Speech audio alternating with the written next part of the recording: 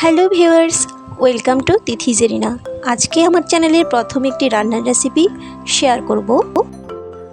আজকে দেখাবো পনির দিয়ে একটা স্পেশাল তরকারি। যারা কিনা দুধ খেতে পারেন না, ডায়াবেটিসের জন্য বা হাই প্রেশারের জন্য, তারা এইভাবে পনির দিয়ে তরকারি রান্না করে অনায়াসে দুধের চাহিদা মেটাতে পারেন। আমি প্রথমে নিয়ে নিয়েছি ফ্রেশ কিছু পনির, আমি পিস করে কেটে নিয়েছি। এখানে এখন আমি হলুদ, লবণ, মরিচ দিয়ে সামান্য এগুলোকে কোট করে নেব। অল্প কিছু ইনগ্রেডিয়েন্টস দিয়ে হেলদিভাবে খুব কম তেল ইউজ করে আমি এই পনিরটি রান্না করব। এটি যেমন সুস্বাদু তেমনি হেলদি। ছোট বড় সবাই অনায়াসে এই দুর্দান্ত মজাদার রেসিপিটি চেটেপুটে খেয়ে নেবে। আমি হলুদ, লবণ, মরিচ মেখে নিয়েছি। এখন কড়াইয়ে একটু তেলে আমি দেখতে পাচ্ছেন আপনারা, এখানে আমি অল্প পরিমাণ তেল নিয়েছি। এখানে দুটো এলাচ, একটু দারচিনি, দুটো তেজপাতা দিয়ে আমি এই পনিরগুলোকে হালকাভাবে ভেজে নেব।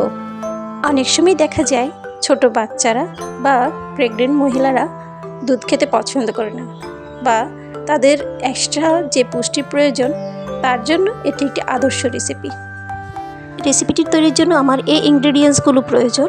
এখানে নিয়ে নিয়েছি পেঁয়াজ কুচি, আদা বাটা, রসুন বাটা, জিরে গুঁড়ো, গরম মশলা গুঁড়ো, কিছু টমেটো এবং ক্যাপসিকাম কিউব করে কেটে নিয়েছি, আর নিয়েছি কিছু মটরশুঁটি।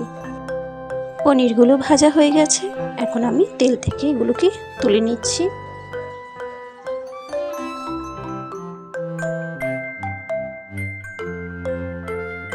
এখন আমি তেলে পেঁয়াজ কুচি, আমি এখানে দুটো পরিমাণ পেঁয়াজ নিয়ে নিয়েছি, 1 চামচের মতো আদা বাটা এবং 1 চামচের মতো রসুন বাটা দিব। এখন আমি এই পেঁয়াজগুলো একদম ব্রাউন কালার হয়ে যাওয়া পর্যন্ত ভালোভাবে মশলাগুলো কষিয়ে নেব। এই রেসিপির স্বাদটা কিন্তু মশলা কষানোর উপরে। তো এখন আমি জিরে গুঁড়ো এবং গরম মশলা গুঁড়োও দিয়ে দিব এবং এগুলো ভালোভাবে কষাবো।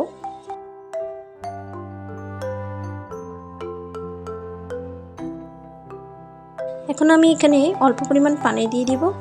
আমি যতবার মশলা দিয়ে কষাবো ততবার একটু একটু করে পানি দিয়ে দিয়ে কষাবো, এতে কষানোটা ভালো হবে আর রেসিপিটি সুস্বাদু হবে যত বেশি আপনি মশলাটা কষিয়ে রান্না করবেন।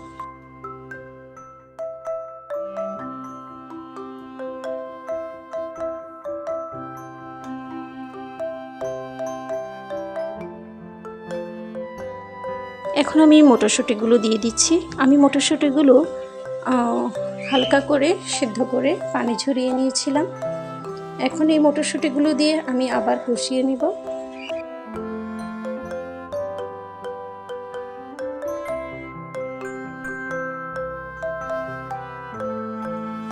এখন আমি পরিমাণ মতো লবণ, হলুদ, মরিচ দিয়ে দিচ্ছি।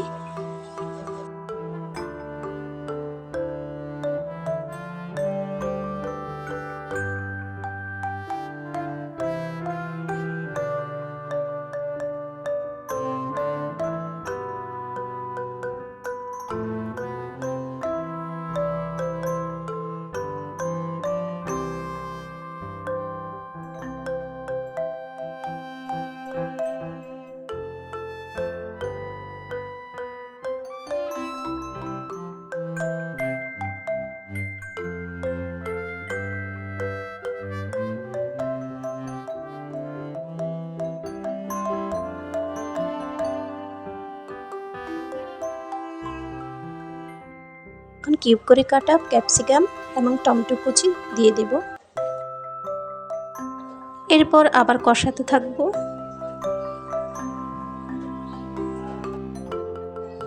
এখন বেশ ভালোভাবে আমার মশলাগুলো কষানো হয়ে গেছে। এখন আমি পনিরগুলো দিয়ে দিব। পনিরগুলো দিয়ে খুব বেশি নাড়ানো যাবে না, এতে করে পনির ভেঙে যেতে পারে। আর পনির যদি সফট থাকে তাহলে ভাঙবে না। যদি অনেক সময় দেখা যায় পনিরটা একটু হার্ড থাকে, ওইসব ক্ষেত্রে পনির ভেঙে যেতে পারে। যাই হোক, এখানে আমরা হালকা নেড়ে চেড়ে একটু ঝোল দিব। এখন আমি দিয়ে দিব আধা চামচের মতো কাশ্মীরি মরিচ গুঁড়া। এটা অপশনাল, আপনারা চাইলে স্কিপ করতে পারেন। এটা দিলে আপনাদের রেসিপিটির কালার অনেক ভালো আসে।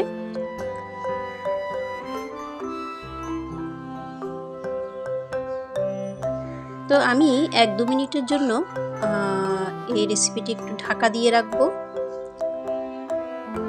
1-2 মিনিট পর আপনারা দেখতে পাচ্ছেন এটি দেখতে কতটা লোভনীয় হয়েছে। গরম গরম পরিবেশন করুন। এটি আপনারা চাইলে রুটির সাথেও খেতে পারেন বা ভাতের সাথেও খেতে পারেন, ভীষণ মজার। ভিডিওটি ভালো লাগলে লাইক কমেন্ট করবেন এবং আমার চ্যানেলটি সাবস্ক্রাইব করে পাশে থাকা বেল আইকনটি ক্লিক করবেন নতুন নতুন ভিডিওর আপডেট পেতে। এতক্ষণ ভিডিওটি দেখার জন্য ধন্যবাদ।